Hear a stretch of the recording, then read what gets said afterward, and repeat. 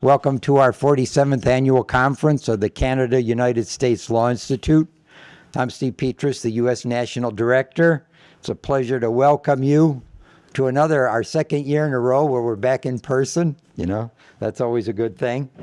And what we're going to do, we have a couple of welcoming remarks before we get into our first panel, which is a panel of journalists who are going to deconstruct the Biden-Trudeau summit. So first, to kick us off and welcome us here today is the Dean of Case Western Reserve University School of Law, Michael Scharf. Michael.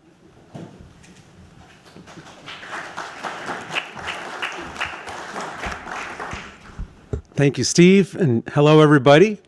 So how many of you are here this morning that weren't at the dinner last night? Raise your hand. All right. That's great, because I'm going to repeat some of the things I said last night. I will say them differently, but it's good to know that it's worth repeating.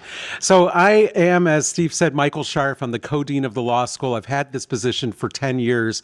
And one of the best things about being in this position is that I am ex officio the president of the Canada-U.S. Law Institute.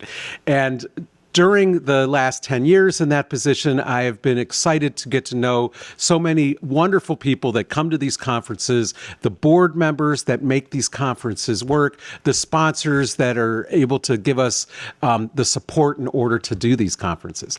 For the last couple of years, we've been doing this here at the Botanical Garden, and I like it so much that I just organized our fall conference, which is going to be here, and it's going to be on international environmental law, because of the theme of the location. But I want to ask, how many of you have not been to this venue before? Raise your hand. Okay, that's great. So even those who have been, the day is perfect. So during the breaks, go stroll around. The flowers are in full bloom. They're beautiful. And on the inside, there is a Costa Rica rainforest with a waterfall and butterflies that are literally this big. And next door to that, inside, there's a Madagascar spiny desert with lizards and all sorts of other creatures. So while you're here, take advantage of it. It's all free for us to explore. So I want to start by thanking the people that make this possible. And we have first the sponsors, and we have various degrees of sponsorships. And so at the very top of the pyramid is the platinum, and that is DLA Piper. And I want to do a special shout out because the chairman of our board, James Blanchard, and his law firm, and another member of our board who's an alum, Rick Newcomb, have really given the lion's share of support to this organization over the years. And we are so grateful to DLA Piper.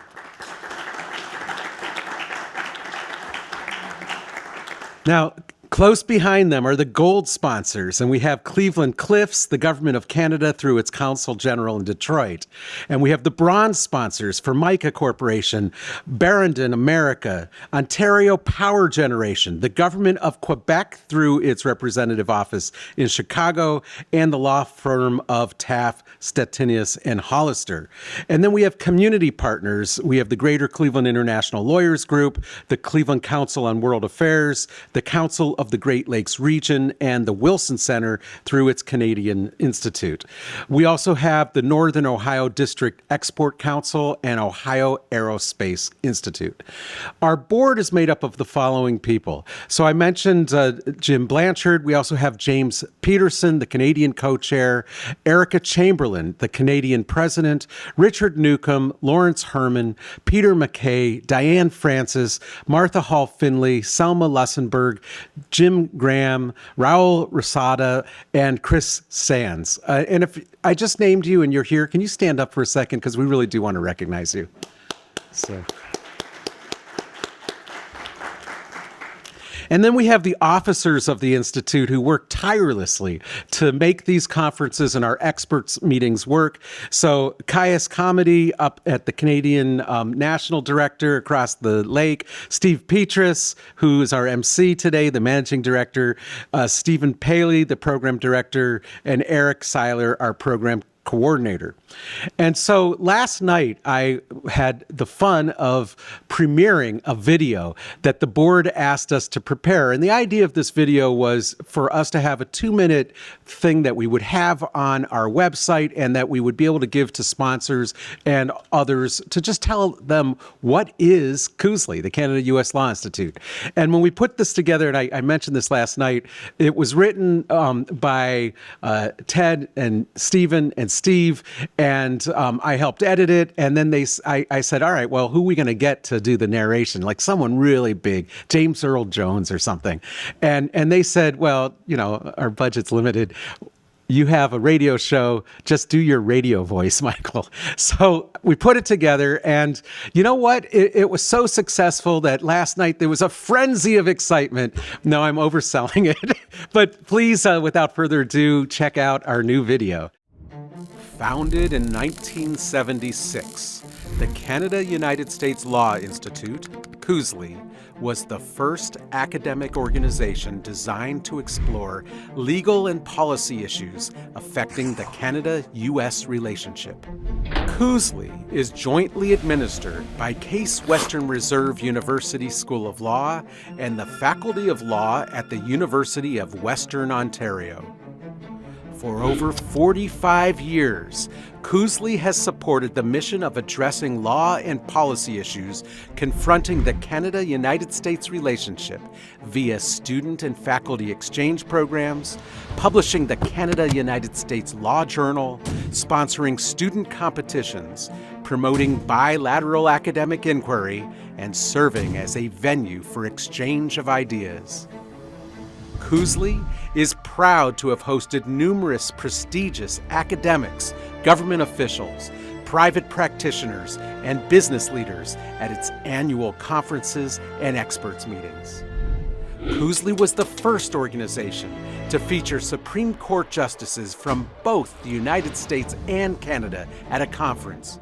Other distinguished speakers have included United States and Canadian ambassadors, trade representatives, congressional representatives, and ministers of parliament. Our events serve as unparalleled learning and networking opportunities. U.S. President John F. Kennedy once said of the Canada-United States relationship, quote, "Geography has made us neighbors, history has made us friends, economics has made us partners, and necessity has made us allies," end quote. CUSLI was established with the importance of this relationship in mind and will remain committed to furthering it in the years to come. Dun, dun, dun. So anyway, today you all are going to be treated to 3 exciting panels and a luncheon keynote speech by David L. Cohen, the U.S. Ambassador to Canada. It's going to be a great day. So thanks everybody for being with us. And I hereby declare the 47th Canada-U.S. Law Institute Conference open for business. I don't have the bell. Oh, and in honor of Henry King. There it is. That's where that was. Hey. Yeah, that's right. Thank you, Michael. Thank you.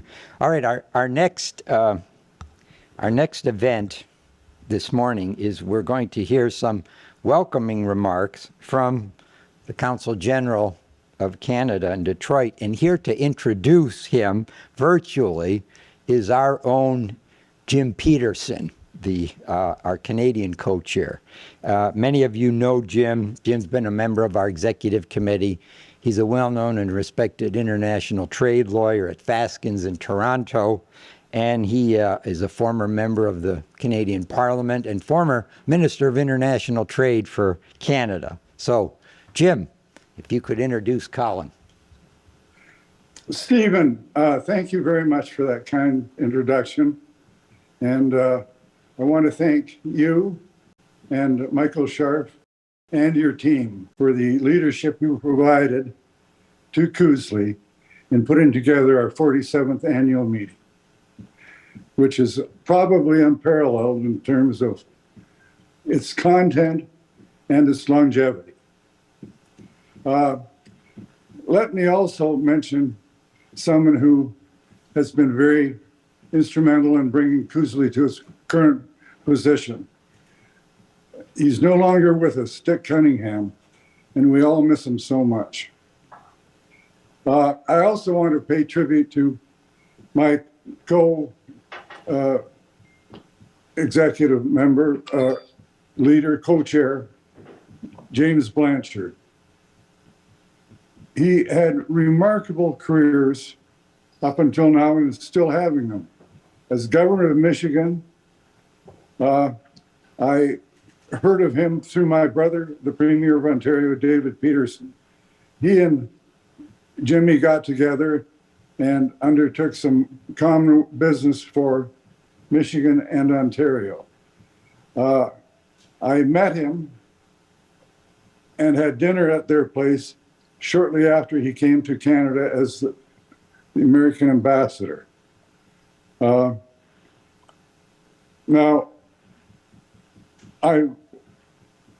Jimmy has had such an outstanding career that he's got all sorts of graffiti after his name.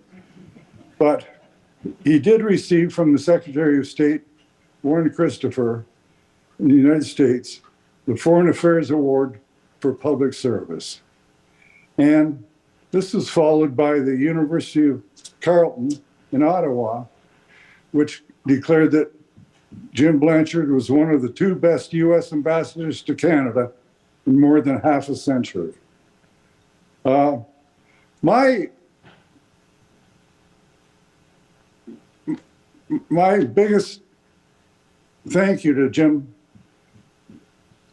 has to do with the Quebec referendum in 1995. This is another of their referendums, and it was just prior to that referendum taking place. The no vote against separation was losing out to the yes vote.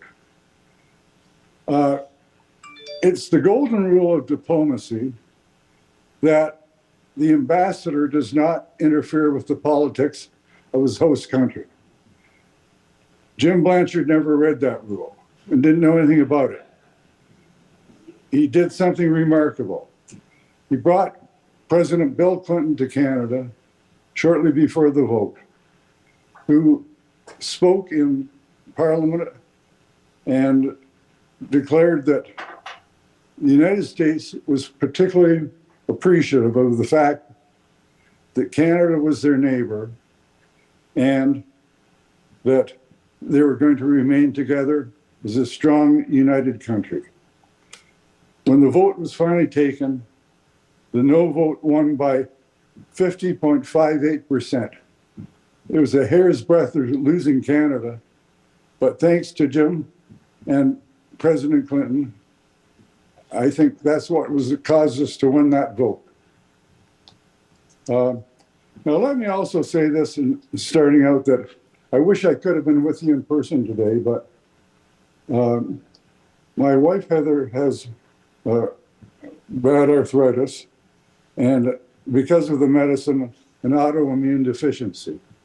We talked to our family doctor, and he said, well, Jim, of course you can go to Cleveland if you want. But first of all, COVID is still rampant in many places and areas. And secondly, you're not of the generation that is immune to catching this disease, and it could be very difficult on you and particularly on Heather. So as much as I appreciate Cooley and as much as I've enjoyed throughout the years coming to Cleveland and being with all of you in person, my marriage of 60 years this year, and I met Heather 7 years before I married her, the first week of grade 9 in high school. And so as much as I like Cooley, I really like Heather, and I don't want to harm her at all. So I'm here with you virtually. Now, Dean Sharp mentioned the members of our executive committee and included Larry Herman, and who has been with Cooley since the days of Henry King and Sidney Picker. Also, Selma Lussenberg, who's with us virtually. Martha Hall Finley, who's with us virtually. Dean Erica Chamberlain, who is as well. And another person I want to mention who has been a long-term, until a couple of years ago, member of the executive committee is Michael Robinson, who was with Cooley from the start. Also, and you will hear them later today, Diane Francis, who's one of Canada's leading journalists, Peter MacKay, who had a remarkable job as Minister of Justice in Canada, Defense and Foreign Affairs. And although he's of the wrong party, they gave him the Sidney J. Picker Award last evening, which he deserves. Also, Kai Carmody, who will be summing up our discussions for us at the close of business today. Now, Colin Bird is the Consul General of Canada in Detroit, and his jobs cover Michigan, Ohio, Indiana, and Kentucky in terms of promoting trade and investment. Colin was a brilliant student who had an honors LLB from the University of Ottawa, followed the next year by an honors in government studies from Harvard University. He joined Foreign Affairs and International Trade in 2009 and served as counsel to the NAFTA Secretariat, the Trade Law Bureau, where he focused on trade remedies, aerospace, and that awful problem with us eternally, the softwood lumber. As a director in the Northern Bureau of the Trade Negotiating Branch, and then until 2019, he served as Minister Counselor for Trade and Economic Policy at Canada's Embassy in Washington, where he was responsible for all aspects of Canada-US trade in our two countries and their cooperation in multilateral forums. He represented Canada before dispute settlement panels and the appellate body of the WTO. Most recently, he was executive director in the Trade Policy Branch, assuming responsibility for multilateral affairs, including the WTO, and he was Canada's senior trade official at the Organization for Economic Cooperation and Development, where he chaired the International Trade Committee, and he also served at the G7 and the G20.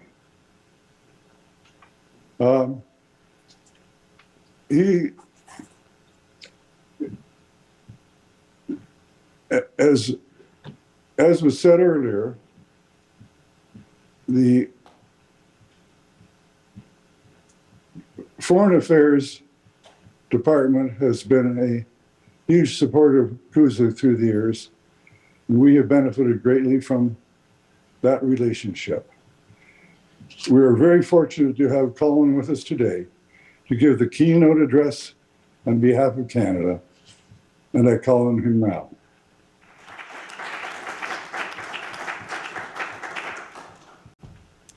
Well, good morning. I have to say it's really humbling for me to come to this podium after being introduced by Jim Peterson.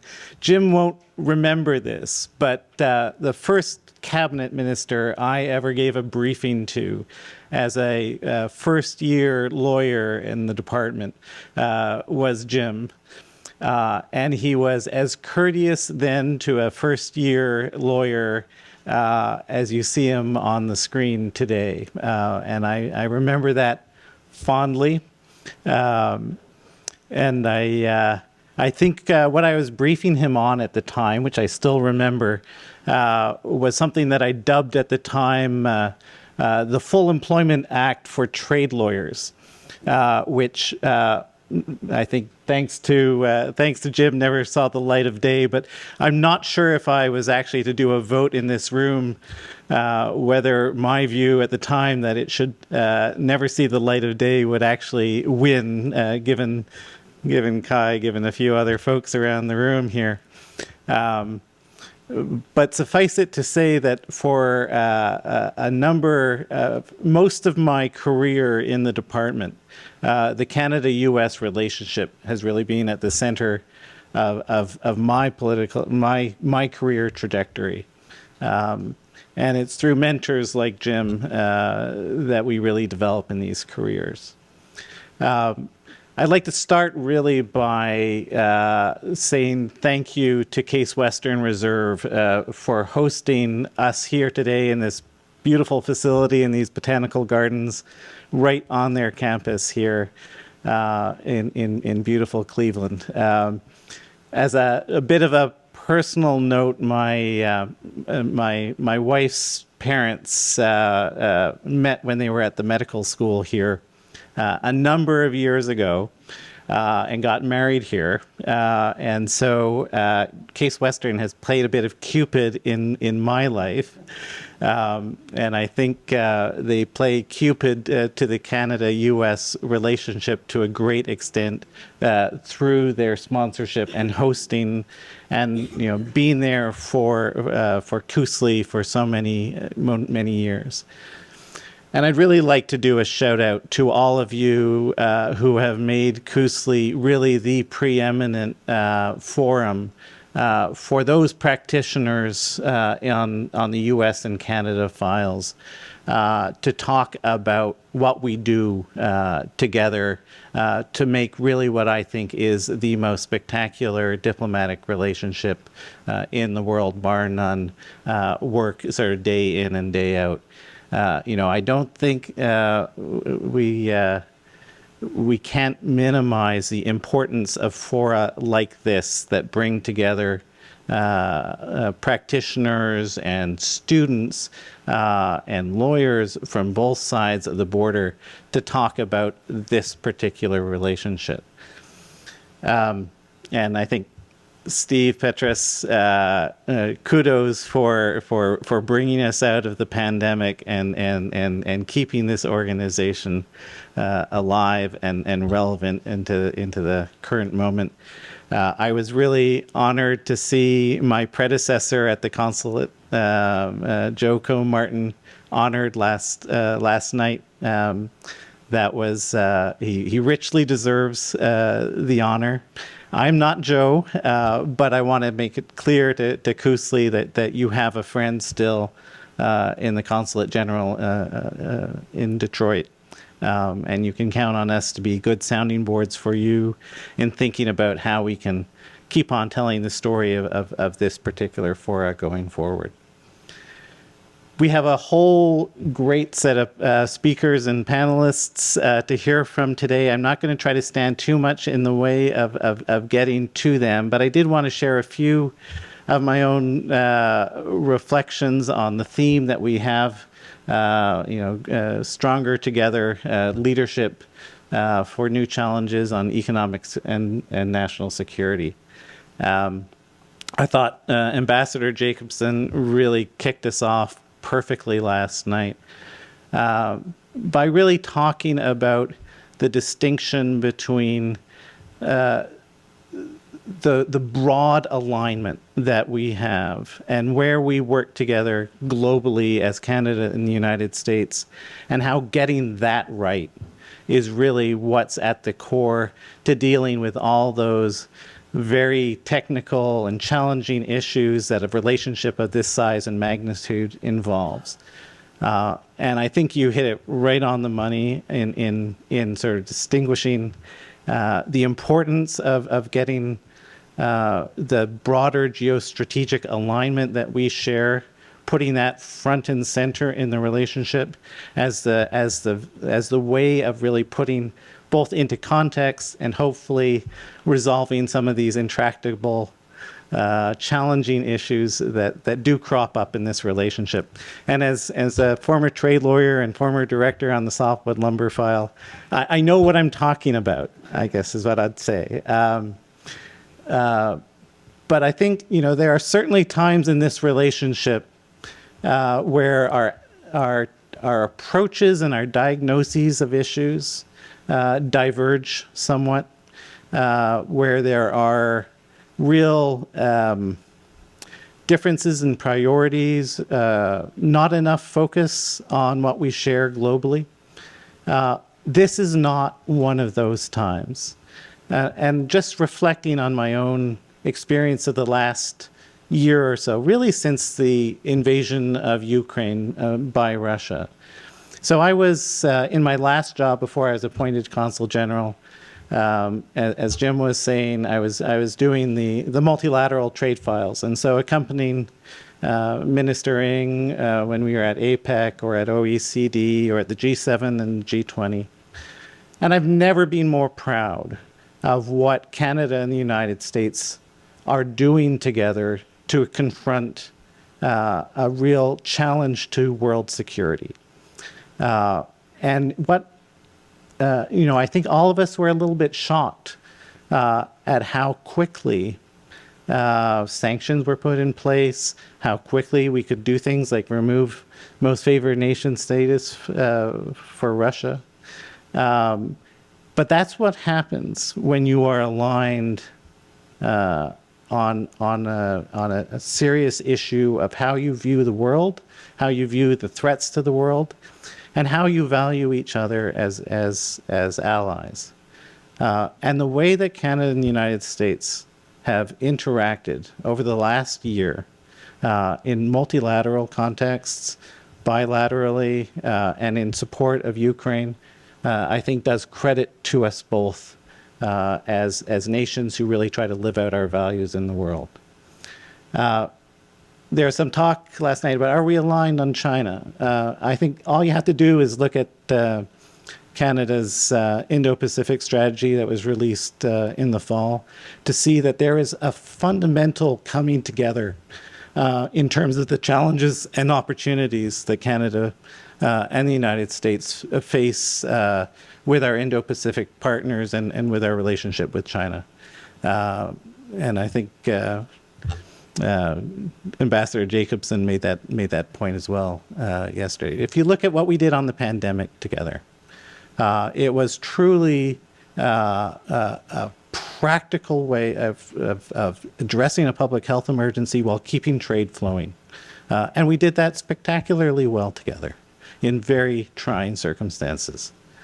So I think what you're seeing on those files in particular is really a refocusing on these broad, important issues of connection and relationship that we have. I really wanted this job in Detroit. And I wanted this job because it's, I think, where the Canada-US relationship is really going to be focused on partnership. And for both of us, I think we spent the last 20 years chasing growth in Asia and chasing growth for us in the Southeast and the Southwest. But I think the experiences of the last few years have really reminded both of our governments that our shared values matter, our alliances matter, our manufacturing base that we manage together here in the Great Lakes really matters. And our geography matters.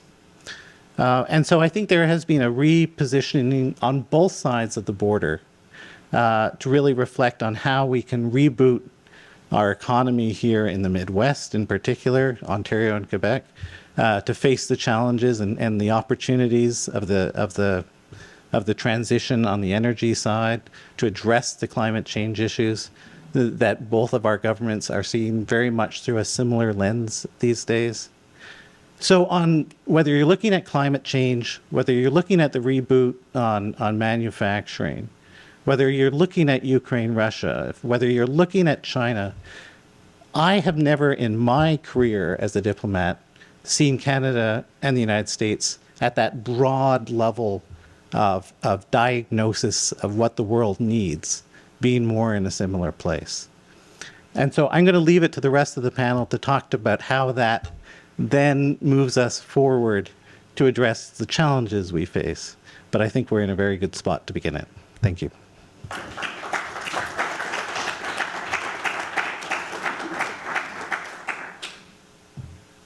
Thank you very much, Colin. We greatly appreciate those remarks. So our first panel today is titled Deconstructing the Summit, Journalistic Insight and Analysis. And we are very pleased to have Diane Francis as the moderator of this panel. Diane, who is a member of our executive committee, is an award-winning journalist and columnist, and she is very well known in Canada and the United States, and if you're not reading her columns, you really should. They're insightful, extremely well researched, and provocative. In addition to that, Diane is known as the editor-at-large of the National Post. So Diane, over to you to introduce your panel. Okay, thank you very much, and I'm looking forward to this discussion. Fellow journalists here, we do have a different way of looking at the world, and that's for sure. So I'm going to just say a few brief comments. I think what Ambassador Jacobson did last night was really set the table for and the tone for the whole conference this year. I really particularly enjoyed the analysis that if you get the big stuff right, the little stuff will sort itself out, or it won't be that important. So with that in mind, and we have had big stuff disagreements before, but we don't seem to have very many right now, with the exception of what to spend on NATO commitment, but we'll get into that in a bit. What I wanted to say was that I've been a journalist for 50 years. I was a teenage immigrant to Canada, and the changes in the two countries are really quite interesting, that there is a sort of a cultural merger of sorts. Yes, there's polarization in both countries, but the like-mindedness when it comes to basic values and I think thrust of policy has never been closer, and it gets closer and closer. So we're sort of like siblings, not neighbors. And, we have our little fights once in a while, but that's part of being a sibling. So it's a great partnership. I wanted to give each of the two panelists, James McCartin is with Canadian Press in Washington, D.C., an esteemed journalist, and he is a Canadian from Alberta who is covering the United States from a Canadian viewpoint. So he will have some interesting insights that I will ask him to discuss. And he will be followed by Robert Schonberger, who's the editor-in-chief of Industry Week. So he's a business writer like I am. He has a different slant on things. And, he will also probably lend a little bit more of his attention, as I do, to the economic partnership, whereas James will probably, being in Washington, will be caught up in the political stuff to a certain extent, more than the others. So I'll start with you, James, and give you about 10 minutes. We also, by the way, have a nice virtual audience for this session and for the conference. I just wanted to mention that they're online. What we're going to do here is I'm going to ask, and my assignment to them is that they deconstruct from their unique viewpoints and their perspectives as journalists the last summit between Biden and Trudeau, which took place in Canada. Body language, the statements, the whole protocol around it, if there were any digressions or any hints as to things, and sort of how important that is, and then more broadly from the summit tree, what they see the state of the two nations to be. So, James, over to you. Well, thanks, Diane, and thank you, you guys, for having me here. I feel like I want to say off the top to a room full of people who are such experts in this area, those of us who are kind of in this field couldn't do what we do without the expertise in this room. We're not by any means experts. We're documentarians, if anything, and we rely on folks like you and the expertise that's gathered here today to understand a lot of these issues, and we couldn't do what we do without you guys. So, I'm thinking back to the shell shock from 2017 and 2018 and the renegotiation of NAFTA. We'd have been lost if it hadn't been for a lot of the expertise in this room, so thank you for that. We heard a lot last night, certainly, and always when these topics are discussed, we hear a lot of these sort of august quotes from former presidents and diplomats, and I tend to run on a slightly lower tier. So for me, certainly since getting to D.C. in 2018, the quote that's been running through my mind almost on a regular basis, certainly consistently, is from a different American philosopher and scholar by the name of Homer Simpson, who, in a conversation about reading maps, once said, "Oh, Marge, anyone could miss Canada, all tucked away down there." It really, to me, it's such a brilliant joke because it proves, I think, that there were Canadians on the writing staff, because it works, obviously, for an American audience, but it's a very, very sharp commentary for a Canadian audience, which, of course, is well steeped in the lore that Americans don't often pay a lot of attention to Canada. So to see this summit come together in the way that it did, and admittedly, I think there was a great deal of buildup. It was delayed for a couple of years. And then, of course, there was a 4-year period prior to that when Canada-U.S. relations were nothing like they are now, or had ever been before, I think it's safe to say. So I think that was a big sort of driver of a lot of the emotions around it. It wasn't Barack Obama, but it was close. And I think that's one of the things that struck me the most, particularly from that U.S. perspective, which in the course of the last 4 years, I've come to realize, and this is not something that you necessarily glean working in Canada, but working in D.C., you find out very quickly that as important as Canada is to the U.S., there are a lot of other things going on the U.S. agenda. And it's not at all surprising that from time to time, Canada's concerns might not necessarily be top of that list. So for me, even though it was a brief summit, it was only 24 hours, there was a lot of discussion about, and I think too, there were also perceptions, there were expectations in the Prime Minister's office that it would be more than it was. We were getting indications in the weeks leading up that they were planning on multiple days. They were planning maybe on some off-site visits to maybe go look at some critical minerals mining projects and things like that. It became very truncated. I don't think that's particularly surprising, but it was nonetheless there was a real sort of triumphant feeling around it. And I think I've been kind of obsessed with why that is. And I think it is probably because it was a bit of a release valve for a lot of these tensions that had existed prior. There were open questions about the U.S. commitment to Canada, certainly the Biden administration's commitment to Canada going in.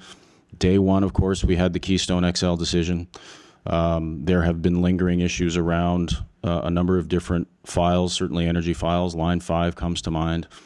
And so to see, first of all, I think, the Safe Third Country Agreement amendment was the big headline. And I think that really kind of drove the tone because the expectations had been that the U.S. had absolutely no sort of stake in making that change. And yet they did. And not only did they announce it at the summit, but we found out that it had been in place for quite some time.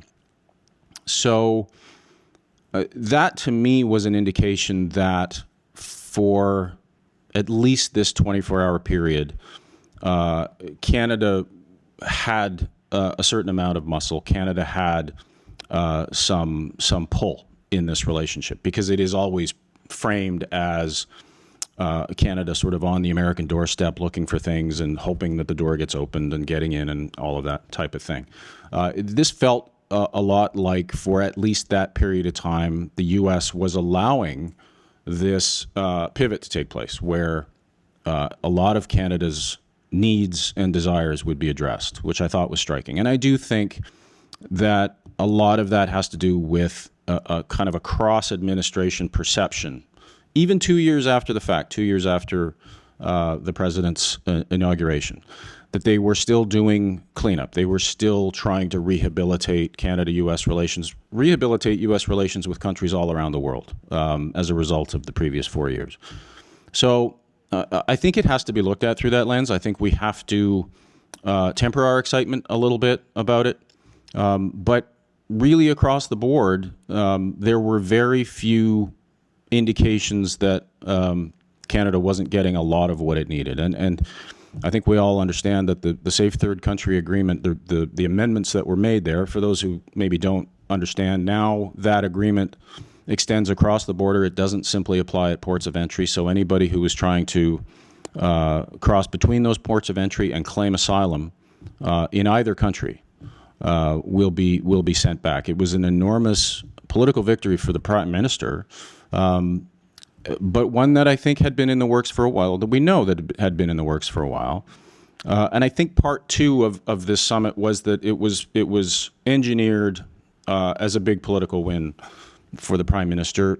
The Safe Third Country Agreement renewal had been negotiated back in the spring of 2022, prior to the Summit of the Americas, when we saw I think a fairly unremarkable commitment from Canada on dealing with the issue of irregular migration, which was surprising to those of us who were there. We were expecting Canada to make more of a commitment, and now we understand why they didn't, because they already had, and we just didn't know about it yet. So the question persists as to why it is that deal wasn't announced at the time. I think there's some reporting out there to suggest that the logistics of getting that put in place in the U.S. were going to take some time. The more conspiratorial side of me says that they wanted to make a splash with the Biden visit, which you will remember was delayed multiple times. So I think that's part of it as well. Bottom line is, from a Canadian perspective, it was I think very successful. But I think there are a number of different things that we probably need to talk about that didn't get addressed, or at least didn't get publicly addressed, and I think we will. And Line 5 is one of those as well. There were expectations in Ottawa that the two sides would at least discuss that. They probably did, but we didn't hear about it. There were expectations that there would be more pressure put on Canada to agree to a joint reference under the International Joint Commission for the Elk River Valley pollution. They have agreed in principle to reach a deal. It's an agreement to agree, but it stopped short of the joint reference that a lot of critics have been looking for. And there's a lot of mystery around what's going on there as well. So there are certainly some issues. But I do think that the victory speech, or the victory, the sense of a big win for Canada, should probably be seen through that lens of the U.S. felt it needed to give Canada a certain amount of traction in that regard. And then, of course, we as we'll talk about, I'm sure, these reports about what the Prime Minister reportedly said about spending on NATO, but I'm sure we can talk about that in a minute. What was the chemistry like? Well, it's funny because I had always assumed, and we would often see evidence of this in some of the other summits and some of the virtual discussions that would take place, that there would be a generation gap there, right? That this Prime Minister and this President would maybe have a bit of trouble connecting. But by all accounts, the affection that is there is genuine affection. I think it's often, to me, when I look at Joe Biden, I think, again, you have to temper your expectations a little bit. But everybody that I've spoken to who's been in the room when the two of them are together and just talking tells me that there is an authentic, genuine affection between the two men. which I think is incredibly important. I don't think you can necessarily get a lot done if you're not necessarily going to be able to see eye to eye. We see these types of stories all the time where you know, and you know, anyone in with any kind of experience in the diplomatic corps will tell you that it's always easier to get things done when the two leaders get along, and I think that they genuinely do. So in that respect, I don't want to underplay the true sort of affection and success of the particular summit. But there's no doubt that the relationship between the two leaders, I think, really does suggest a genuine, meaningful affection, both between the two leaders and between the two countries. So, in that respect, I think it's authentic. I think it's real, and I think we're going to see. You know, we did the Ambassador Jacobson spoke last night about these reports in the Washington Post and whether or not they are going to potentially have a lasting effect on the relationship. I'm hopeful they won't, because I think at the end of the day, we're not necessarily talking about anything that hasn't already been talked about, right? This wasn't a real revelation in many respects, and so. I think the chemistry is good, and I think we're going to see it manifest itself going forward in a way. And I think too, the other thing, Diane, that's important is Ukraine.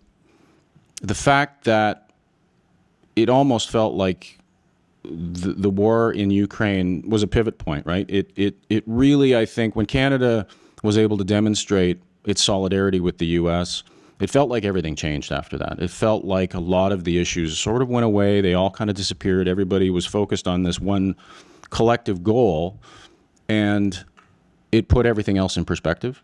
So I think on that point, and to the point that the ambassador made last night, that is a big thing that is important to both sides. It's incredibly important to the United States. I think that has kind of lowered the temperature across the board on just about everything else.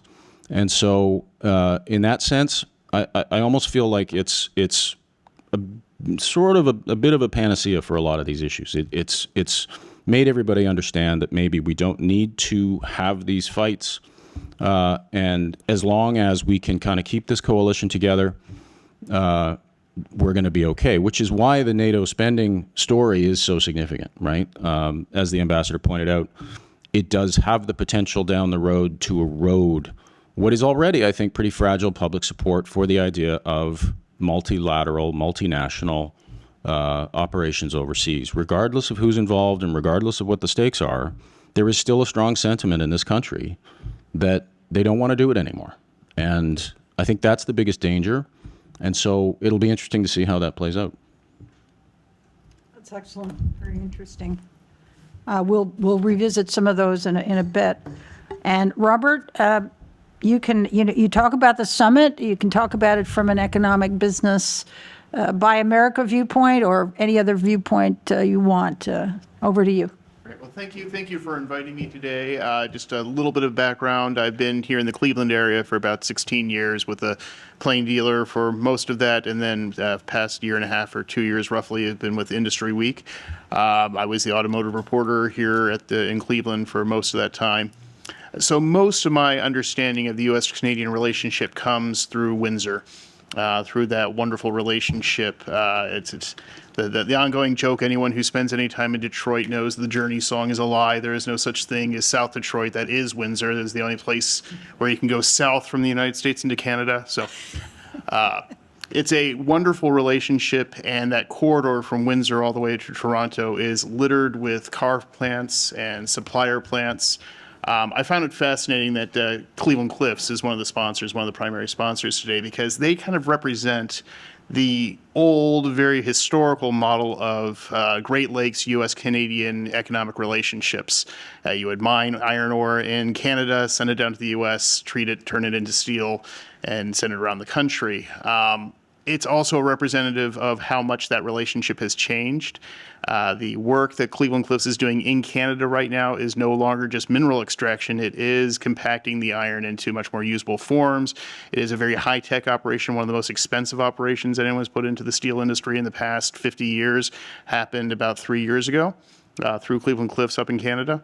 And so you're seeing a very mature relationship. If you look at the bilateral trade between the two countries, it's half of it is cars and metals, cars and minerals. That includes oil as well. But about 25% of that is motor vehicles going back and forth, and about 25% of that is on the mineral side. And one of the things I think we've seen over, especially about a year and a half ago, was exactly how vital that relationship is when the protests shut down some of those bridges between Canada and the United States and completely shuttered not just the auto industry, but several others. NAFTA has created this NAFTA, and now the USMCA has created this very interdependent relationship between the United States, Canada, and Mexico that really cannot be easily taken apart at this point. Anyone who thinks they drive a U.S.-built car, a Canadian-built car, or a Mexican-built car, for that matter, is not. Every single component in your car has crossed the border at least 10 times before getting into final assembly. Ford does not make any of its own engine blocks anymore. Most of them come from Nemak, a supplier in Windsor, and has other plants in Canada. So without Canada, Ford cannot produce an F-150 pickup. These are just the standards of the industry right now. We're completely and utterly dependent on each other in very good ways. It has benefited both countries greatly and benefited the industry to a large degree. So when I look at the summit and what came out of it, the fact that it did not dominate U.S. headlines is very good news. It is a very stable relationship. It is a relationship that most Americans take for granted. We only tend to notice risks to the Canadian-U.S. relationship when we're forced to, such as the shutdowns of the border, or when there were some actual back and forth trade tariff fights a few years ago. For the most part, this is a relationship that it's a bedrock piece of the American economy at this point. The idea that geography makes us neighbors, economics make us partners, there's no way of separating that at this point. If you think Brexit was messy, you can't even imagine what something like a Connexit or a Mexit would look like from this relationship. We are completely interdependent countries, and that has really benefited all parties and really accelerated the growth and development of all industries. And the council mentioned how Detroit fits into this and the importance of that Detroit relationship. I think we really saw that this past Monday with the release from the Environmental Protection Agency of the standards for electric vehicle tax credits. There was a very strong Made in America, Made in the USA language put into the Inflation Reduction Act last year to encourage American car buyers to buy electric, $7,500 tax credits in most cases. And lo and behold, by the time the actual final rules came out, Canadian-built Chrysler Pacificas qualify for the full $7,500 tax credits, as do just about every other vehicle using Canadian parts, Canadian assembly, or Canadian minerals in those systems. So the idea that Made in the USA could somehow be just the USA and not Canada didn't even survive language that was very specifically written to do so. The relationship, the diplomatic work being done on all sides to ensure that our interests remain in lockstep were just absolutely brilliant, to the fact that it didn't really even surprise anyone by the time that the final numbers came out. Really, the only major mass market vehicle that lost any significant amount of tax credit was the Tesla with the entry-level Tesla with the batteries that come from China.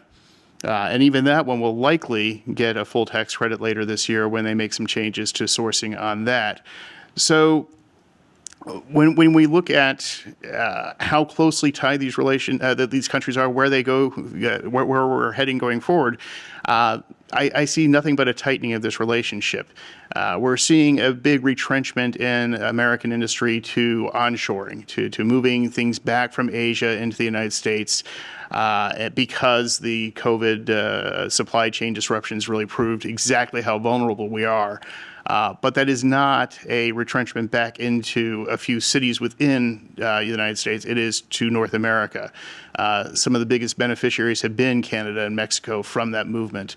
We've already seen, Ford recently announced a massive reinvestment into Ontario for its electric vehicles there. I think you've seen some similar work from General Motors in Ontario. Toyota's been investing in Ontario to increase its capacity for hybrids and electric vehicles.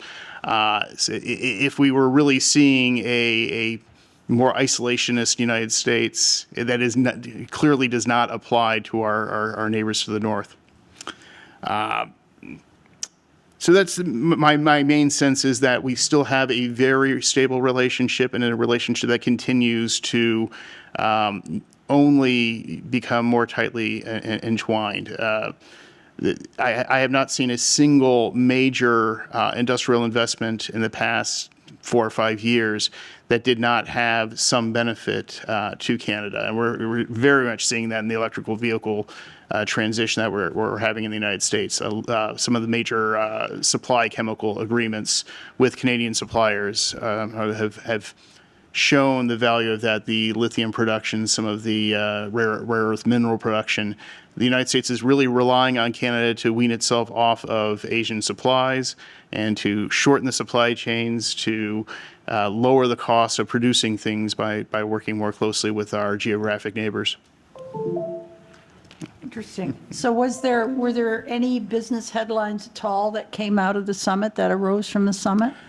I think the main things that I saw coming out of the summit were just really, again, the lack of immediate concern. There was none of this, the softwood timber is going to jump up in price again, and we're going to see the housing starts plummet again like they did in 2020 when there was the big spikes in the price. Most of the coverage I saw coming out of the summit was nothing really bad happened this time, so we don't have to worry about short-term price hikes, and that tends to be the predominant American concern when these types of summits happen, is that something could go wrong with the relationship. No news is good Yeah, news. exactly. It's Except in my line of work.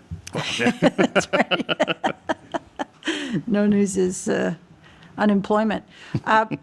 What are the red flags, each of you, Robert, maybe you kick this off, the potential red flags, or, the old expression, what should keep people up at night and prevent them from sleeping in terms of the vis-a-vis the relationship from your perspective?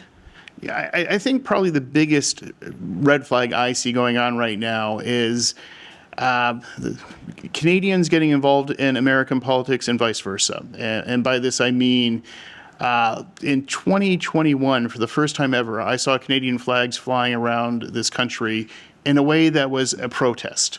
And I'd never imagined ever seeing that before. The stereotypes that we have are this polite country to the north where everyone says thank you much more than we do. Obviously, it's a diverse culture, a very diverse country. These things are stereotypes. But when the trucker protests started happening, the sympathetic voices in this country who were upset with COVID restrictions started flying Canadian flags as a form of protest. And I saw something dangerous and ugly there, in the sense that, are we going to start amplifying each other's loudest and most extreme voices? And I think we've seen a little bit of that going on over the past year and a half, 2 years, where some of the anger seems to cross borders as easily as our goods and services do. And I think that's going to start having impacts on things like the energy pipelines and some of these debates going forward. We could see people trying to make political points in this country by claiming kinship to their Canadian partners, because we see people claiming kinship to people all the time in American politics to amplify their voices. What would this, how could this play out in terms of infrastructure, Line 5? I don't know, are people familiar with the Line 5 issue, the problem? Yeah. Yeah.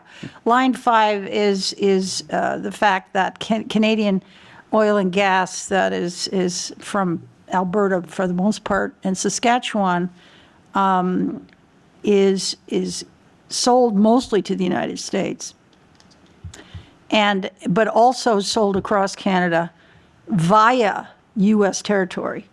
So in other words, because Canadians have not built a coast-to-coast pipeline system for oil and gas for themselves because of vetoes from Quebec and others, the pipelines enter the United States, I think, in Minnesota and Saskatchewan. They dip down, so it's not an all-Canadian delivery system, which is, of course, pretty foolish if you're a sovereign nation to be dependent on that. Worse than that, it is pretty decrepit, and it needs replacement, and there's a choke point, which is on Line 5, which I don't know what, Jim, what lake is it?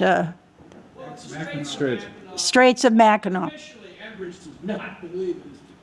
Exactly. I know, that's true. Over-engineered and expected the regular. Okay, Straits of Mackinac that connect Lake Huron with Lake Michigan. right. So the pipeline, 4-mile pipeline laying on its bed. that's right. The Straits of Mackinac. And so the environmentalists are going crazy over it and so on and so forth. But it's that pipe that takes Canadian oil and gas to Canada as well as to Ohio and parts of the United States. And the threat that that choke point could be stopped, impeded, or even a protest, it is going to mean millions of people and industries are going to freeze in the dark in the heartland here and as well as Ontario.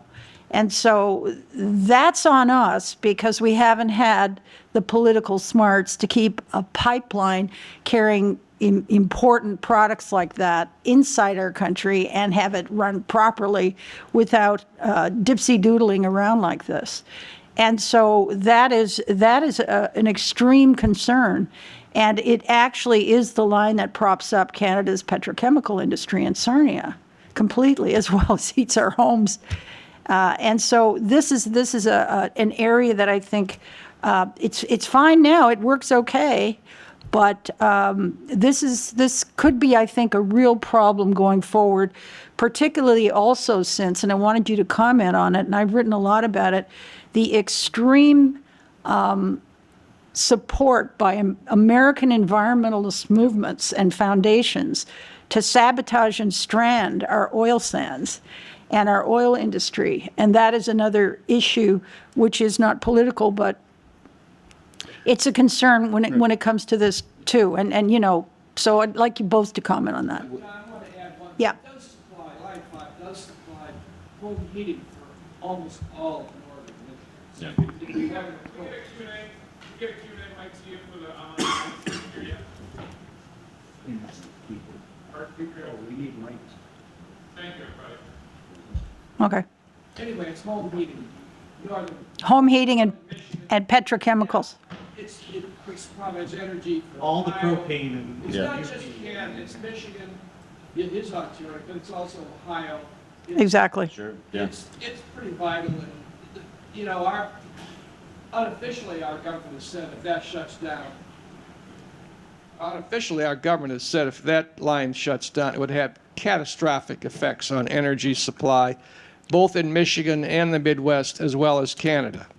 Yeah, Yep, and yep. just prior to the summit, actually, sorry, just prior to the summit, the U.S. Army Corps of Engineers delayed their environmental assessment of the project that is sort of at the core of this, which is to reinforce the tunnel underneath the straits, adding on another 2 or 3 years to that whole process, which I think is part of the was part of the impetus for let's have a conversation about this at the summit and let's see if we can't do something. And I think part of it too is that obviously it's in the courts, right? It's in the courts in Wisconsin. It's in the courts in Michigan. Michigan is appealing now.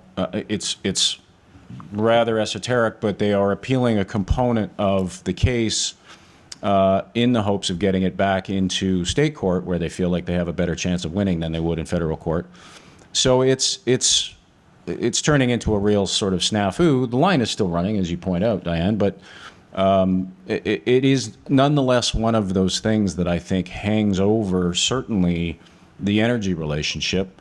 But when you talk, particularly, I think when you have both Biden Democrats in the White House and Trudeau Liberals in power in the Prime Minister's office, it's less of a priority when the focus needs to be, at least as far as they're concerned, on alternate sources of energy, on developing critical minerals in a clean and environmentally responsible way. And so I think they're content to have that at least in abeyance, right? To have it at least not a 5-alarm fire.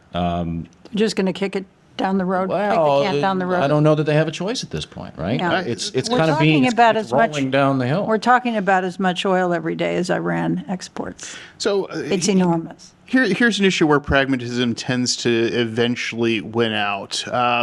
This is a consistent problem in this country constantly, where there is this push and pull between economic growth and environmental stewardship. And if you look at California, the states that's been the most aggressive about zero emissions, clean air, the first of the big real EV mandates, it's also a state that has made it virtually impossible to build new electricity generation. So you have this impossible situation where you're telling everyone to shut down their gasoline engines and convert over to electricity that will power with something, and it generally is power purchased from surrounding states because you cannot generate it within the state. These things happen. They eventually lead to changes in regimes. This is what brings in opportunities for alternate parties to come in and gain some power when they say we cannot continue to stick to these really strict ideological standards. We need to eventually keep the lights on and keep the heat running in northern Michigan and keep oil flowing to the Canadians. These are issues that will remain, and I'm sure there will be all sorts of problems along the way. Longer term, though, this is we cannot transition as quickly as the environmental movement wants us to. There are too many physical barriers to that. Physics still says no to the range of the batteries, to the ability to do certain things without fossil fuels.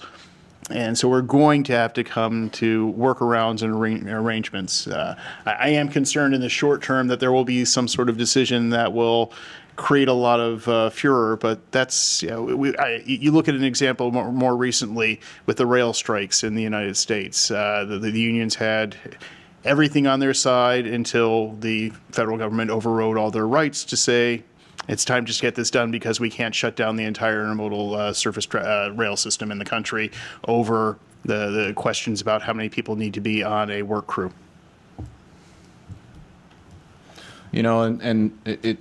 That's one of the other interesting kind of connections back to some of the larger issues that are in play here, because of course one of the other revelations that we got from this recent leak of Pentagon secrets was the notion that pro-Russian hackers had managed to infiltrate one gas company's computer networks and were essentially lurking with the capacity to cause physical damage, to overload the system. It was neither Enbridge nor TC Energy, so it was presumably one of the smaller companies, but nonetheless a pretty major red flag that connects this issue back to the question of the war in Ukraine as well, right? So it just sort of goes to illustrate the point that everything kind of flows back to that, right? Everything that is really in a lot of ways a nexus for so much of this. Sorry, there's another sore spot, nexus. But it does demonstrate that all of these things are connected. And again, to the ambassador's point, if you can take care of the big things, and the big things are very big, a lot of these other issues can sort of resolve themselves somewhat. So do you see any developing interest in, given that anecdote, and it's not the first time that has been raised, a heightened security defense system for the major important infrastructures that the two countries will have to sort of start to collaborate on? Oh, for sure. And I mean, the Colonial Pipeline obviously was a target of this as well, in very much the same sort of context. Yeah. And so it does suggest that infrastructure, rather than this notion of that we have this kind of post 9/11 vision of what a terrorist attack looks like. Going forward, I think there's a risk that this is what these types of things are going to start to look like. They're not going to necessarily be, big dramatic attacks on buildings. They're going to be quiet, invisible, in many respects undetectable attacks on the underlying infrastructure. I don't think it's a coincidence that they target pipeline infrastructure, because they know that is a sore spot. It's a sensitive issue. And I think the other simple truth about it is that it's vulnerable. We obviously spoke to CSE, the Communication Security Establishment in Canada, who are sort of the electronic spy agency for Canada after that incident, and they acknowledged that it was there was a vulnerability. They acknowledged that access had been made. They wouldn't talk about it in any great detail, but they're certainly aware of the threat and have been aware of the threat for a long time. And yet this is something that happened relatively recently. So I think the big takeaway there is that there is only so much you can do to protect yourself from that. As long as these systems exist in the way that they do, there will always be vulnerabilities. There will always be someone trying to exploit those vulnerabilities. And when that vulnerability is motivated by politics,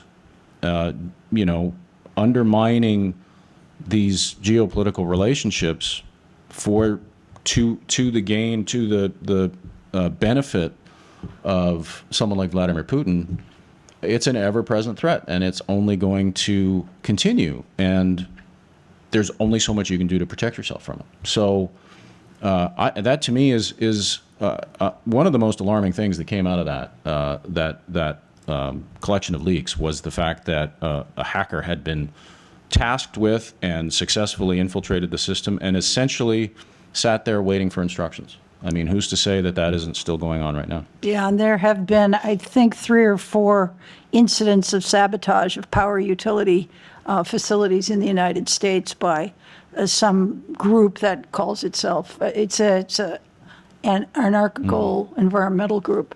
I'm just on the Yeah. cybersecurity front. This is a growing issue and an important issue, and it is going to be one of the biggest challenges, I think, in cross-border relationship. And keeping a handle on how big the threat picture is incredibly difficult right now, because even within this country, companies don't want to report. There's been a long history of this in a lot of other industries, a lot of other examples where companies want to keep their own flaws quiet as possible for whatever reasons. That doesn't really work when you're dealing with state actors who are targeting industries of various types. We need to know where the attacks are coming from, who's been hacked, how bad the hack was.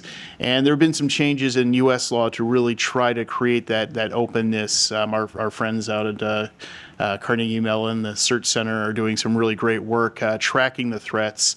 But the work they do is only as good as the data they're getting, and getting the data sharing, including our Canadian industry, into that seems like a logical next step. We're having enough trouble right now just collecting the threat data as it exists in the United States. But we're very much at risk. The hackers, the tools they have gotten much more sophisticated. The resources behind them have gotten more greater, and it's no longer a handful of criminals sitting in a dark corner, or even the kid in the basement. All these old images of it. It is people working in government offices in parts of Russia and parts of Asia and parts in other countries. And I'm sure there are many office parks in the United States who are full of criminals doing this sort of work as well. It's the threat is growing, and the need for cooperation is greater than ever on that front. Interesting. What do you see the Americans, all countries, isolationism and protectionism? That's something that scares everybody outside the U.S. But where is that? Is that possible to rise again, or is that bubbling along? The union's not getting involved in that anymore. Has free trade dissipated all of that? Just wanted to know from both your perspectives about those insidious trends in the U.S. It's very personality. much it's a live issue for sure down here. Politically it plays, right? And I think that's always going to be the issue for Canada, is that in the United States, regardless of who's in power, it's a bit of sort of political jingoism. It's a bumper sticker slogan. It works. It's incredibly effective. And so that's just, that I think is in some ways the cost of doing business in the Canada-U.S. relationship. It's going to be there going forward.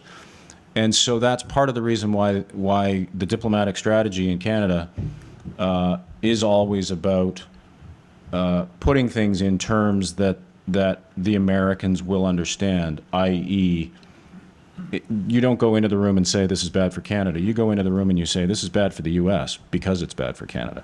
That's how you get their attention, and that strategy has worked. I mean, the Inflation Reduction Act, there was a tremendous amount of work, quiet diplomatic work, that went into making sure that Canada somehow got written into the final version of what had originally been a vision of made in America. The richest tax credits will go to those cars that are sourced in and assembled by union workers in the United States.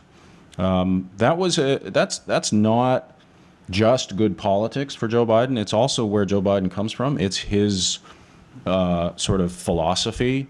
So that I think makes it all the more difficult to deal with. And the fact that the United States that Canada got itself written in, if not by name, then certainly by continent, right? It went from being American to North American by North American. That was a tremendous win for a diplomatic corps that had been working for months, if not an entire year, quietly trying to convince the movers and shakers in D.C. to come around to that. And by that I mean Joe Manchin, right?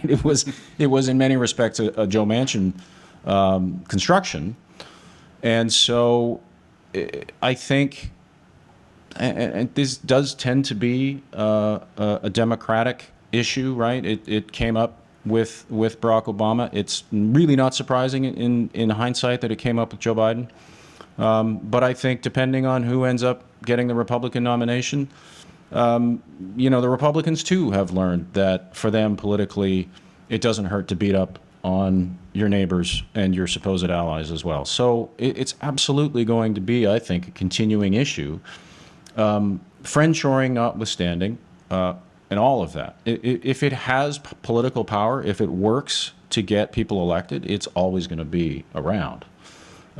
Which I think is why this summit was so significant.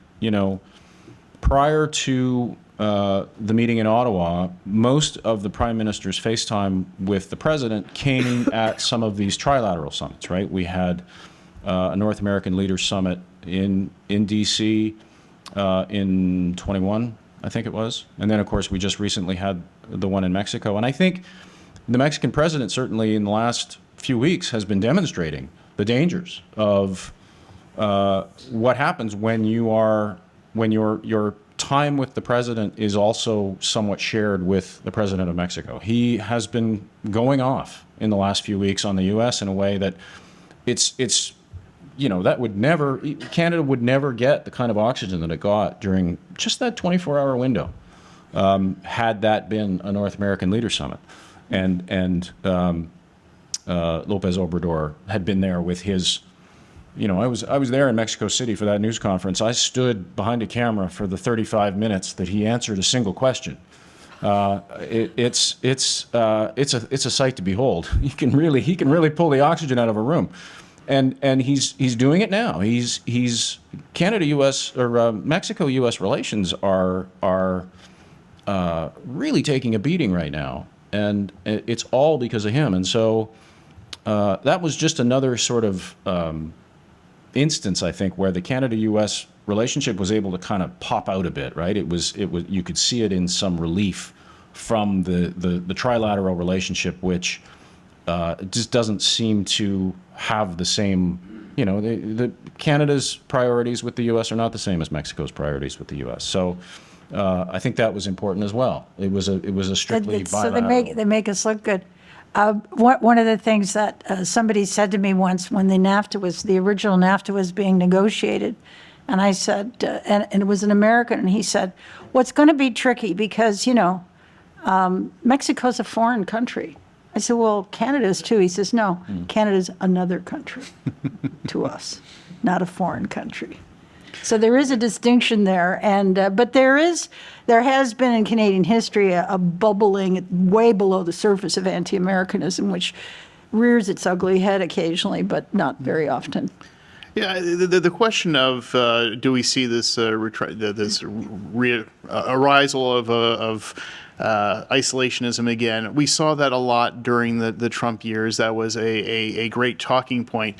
But let's take a second and look back at what the actual impacts were. You had the very large metals tariffs, which were really poorly thought out if your goal was to increase the competitiveness of American manufacturing, because the vast majority of American manufacturers are steel and aluminum consumers, not producers.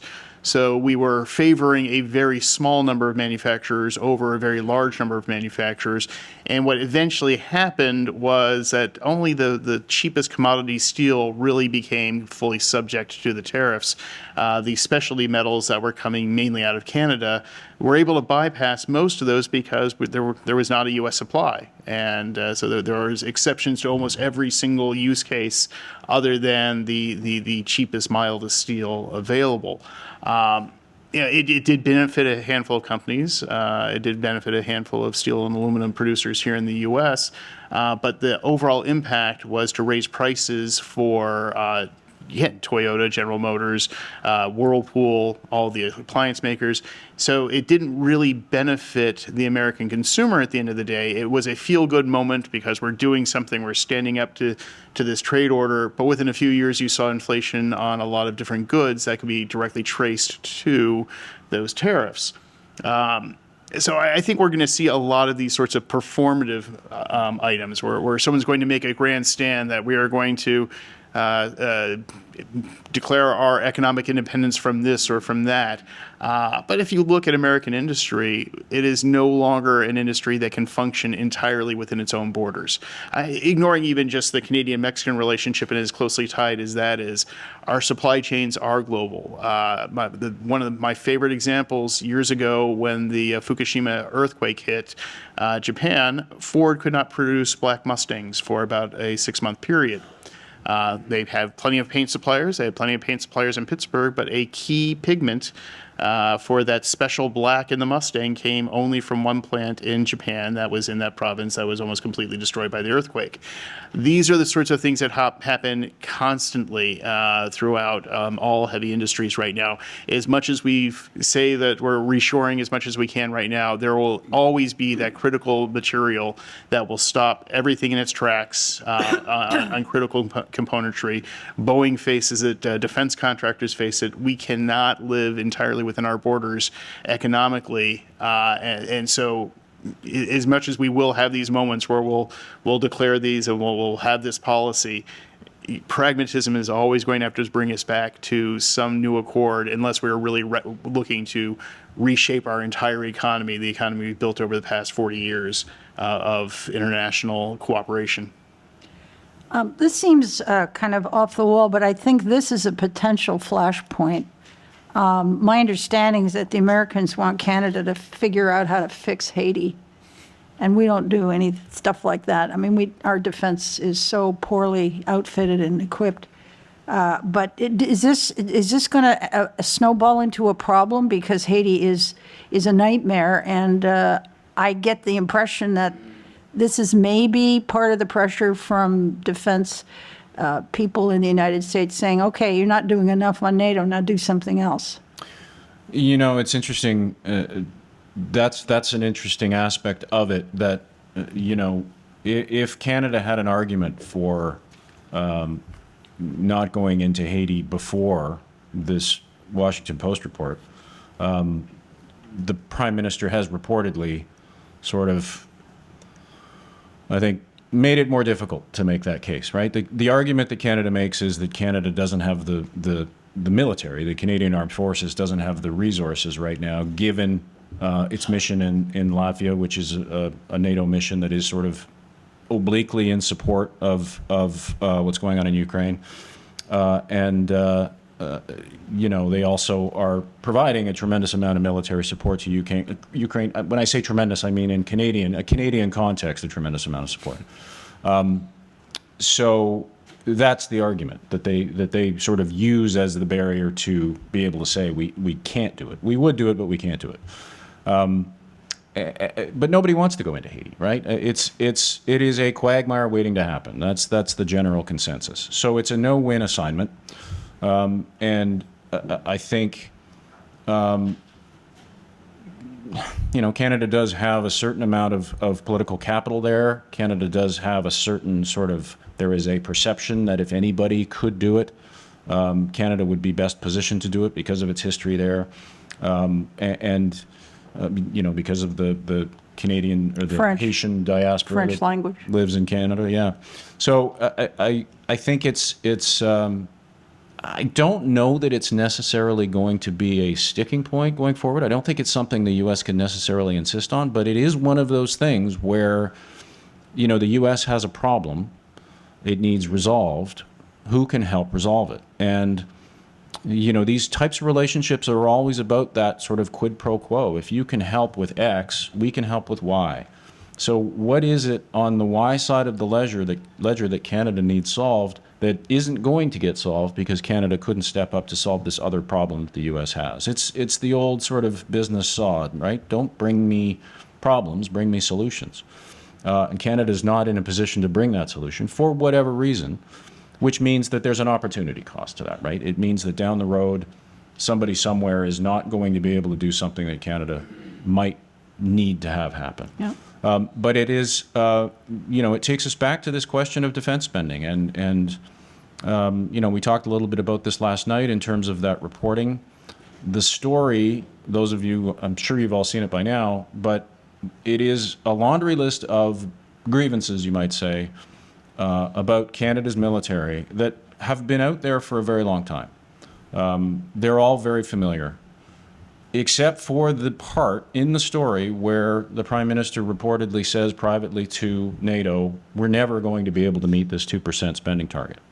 But the story itself, in my line of work, we do a lot of this deconstructing of other people's work, right? Especially when it's a big scoop, because you're looking for that smoking gun, you're looking for that piece of information in the story that tells you that the story is ironclad, and that is not in the story. Okay. Which means it's not in the document.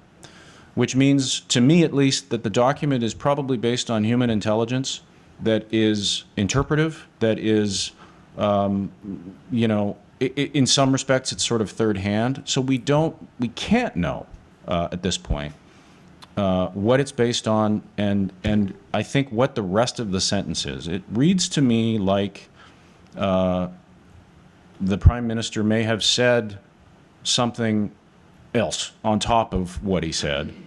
You know, we will never meet the 2%, but This is what the Liberal government likes to do when it comes to defense spending. They talk about all the other things that they do. They talk about the commitments to various missions, commitments to these multilateral organizations.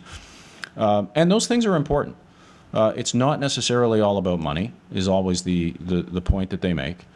And that's what I think is likely behind that, is that he was making a point that got lost in that piece of intelligence. That's the only thing that sort of scans to me, because the rest of it doesn't make a whole lot of sense. And I can see him saying it, well, I mean, but that's personal. it all depends, I think, on a lot of things that we don't know Yeah, about that's what right. that conversation was about. Okay, so we have some time for some questions. We have 10 minutes. So, Larry, we're going to get a mic or shout it out? Here we go. Thank you. I thought that was an excellent presentation. Well done to everybody. It's not all sunny days, though, in terms of the Canada-U.S. relationship on the business side. It is true that Canada got exempted from the Buy America provisions on energy, on electric vehicles. And that was a good thing because of the importance of the automotive sector to both our countries. But there are a lot of things in the IRA, a lot of protectionist elements in the IRA that don't exempt Canada. And so there is a concern in the business community about all other aspects of the IRA that give tax credits and subsidies to U.S. producers to the prejudice or the disadvantage of Canadian suppliers. Suppliers of what, Larry? Well, suppliers of solar panels, for example, of anything else on the non-automotive side. So that's one question. The other question I'd like all three of you to comment on is, from the Canadian perspective, we see a significant movement in U.S. politics towards protectionism. Used to be that always protectionist elements in the Democratic Party, but the Republicans were open to trade relations. That's been a great shift in U.S. politics, and there's a strong protectionist sentiment running through the Congress and among state governments. So this is a concern. I'd like your comments on this move to protectionism and how that is going to play out in terms of dealing with Canadian suppliers of goods and services. So one thing, trying to avoid injecting my politics into this, just looking at this as objectively as I can, you're talking about the Trump impact. And ignoring his individual policies, just looking at his rhetoric going back to 2016, what Trump did to American politics was to show exactly, and to a lesser degree Bernie Sanders on the Democratic side, was to show exactly how divorced the party support was from the rank and file voters.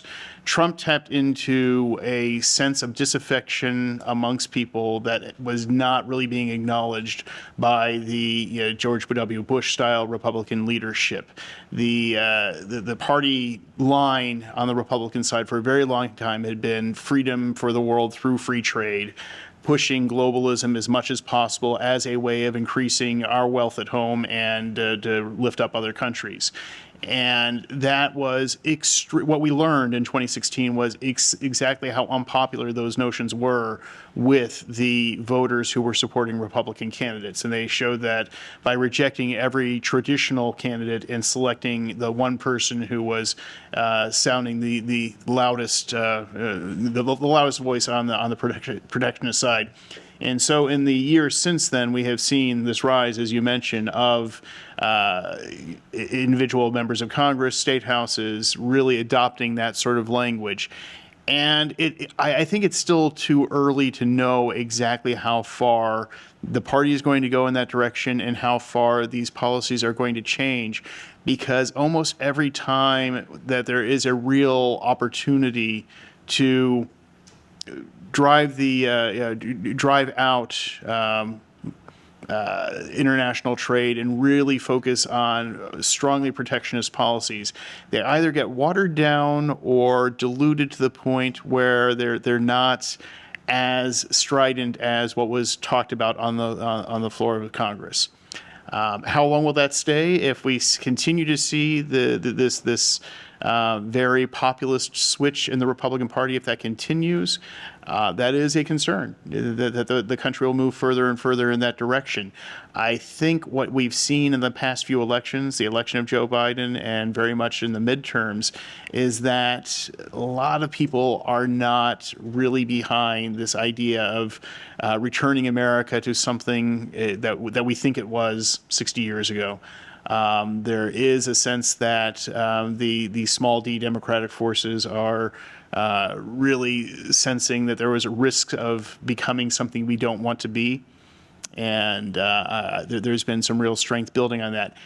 It's a challenge. I don't have a great answer. I don't have the crystal ball to say where this is all going to land, because it was shocking to see how angry voters were in 2016 and how out of step the one of the two major parties had been. And it's not like the Democrats were isolated from this either. The fact that Bernie Sanders got as close as he did to the election and really was only because of the internal politics within the Democratic Party, the super delegates and these sorts of things, that really limited his ability to fully gain that nomination. We could have had an election in 2016 that was a socialist versus an isolationist. So there's definitely the sentiment out there. How strong is it? How much is it just being amplified by very loud voices, not the majority of voices? We don't know. And that's what our next few elections are going to tell us. Yeah, I tend to think of it as baked in at this point. I feel like it's a permanent fixture of U.S. politics now. It's something that Canada is going to be dealing with on a regular basis going forward, maybe in a cyclical way. But it feels like reality now. It just feels like the landscape has changed a bit. I still, to this day, after 4 years of Donald Trump, whatever the number was, 77, 78 million people voted for him a second time. More, if you ask him. But, it's out there, and there's a lot of anger. Free trade is a dirty word. There's a reason why Joe Biden doesn't refer to free trade as free trade. Free trade is kind of over, right?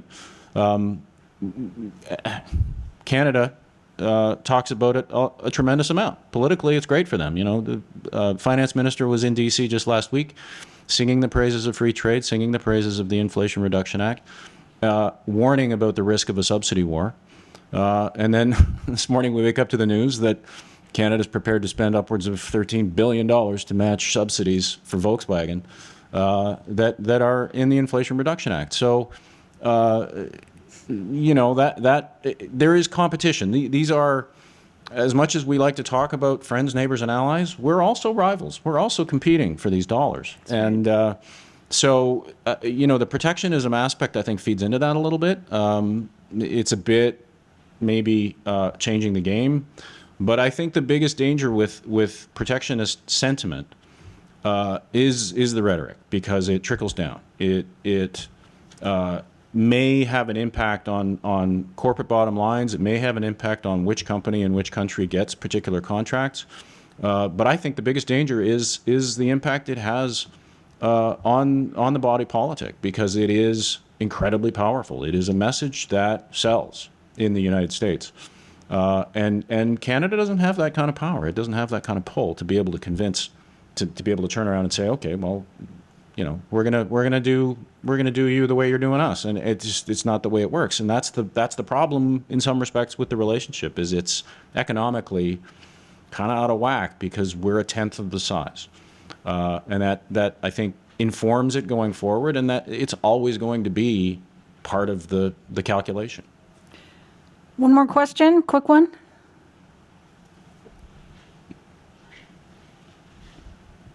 With the passage of the massive U.S. infrastructure bill, is there any sense how much that will directly or indirectly impact or benefit cross-border economic activity? Well, I do think, and I'm out of my depth a little bit here, but I do think that that bill encapsulates a lot of the Defense Production Act spending that Canada has access to as well. There is, I think, an upside. I think probably Robert could speak to it better than I can, but again, it goes back to this issue of, you don't want to be necessarily talking a lot about the fact that, okay, it's another country, it's not a foreign country, but it is still a different country than the United States that might be spending some of this money.